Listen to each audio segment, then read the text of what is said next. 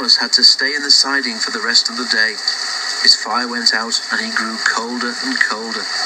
The rain fell more heavily, and what had begun as a splendid day began to turn into a disaster. "I wish I was in my nice warm shed," he said to himself miserably. At last the inspector returned. "Cheer up, Thomas," he said. "You'll be at the museum tomorrow, and they have promised to mend your front end in their workshop." "Thank you, sir," said Thomas. "But if I can't run on rails, how can I get there?"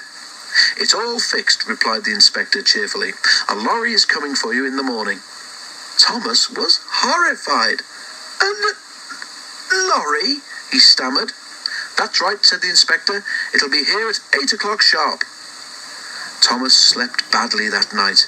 He kept wondering what Gordon, Henry, and James would say if they knew he had finished his journey on a lorry. He almost thought he could hear them laughing. Next morning, the driver and fireman came early. A diesel shunter came to push Thomas out of his siding and along towards the road, where they found the lorry waiting. A steel cable was fastened to his coupling. The lorry driver started a winch, and in no time at all, it seemed, Thomas was perched on the lorry. How undignified, he thought. But he found, as they went along, that he had a marvellous view of the countryside, and time to enjoy it too. But Thomas soon began to feel bored.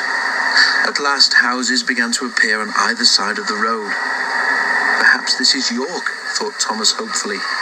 It was, but the driver was unsure of his way. He parked the lorry and went to find a telephone.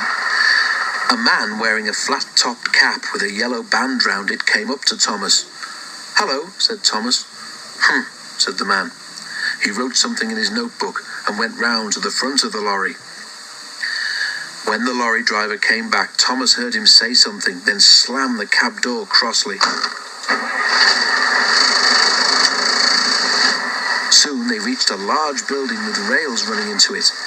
Thomas was unloaded and the lorry drove away. Thomas looked about him. He had arrived.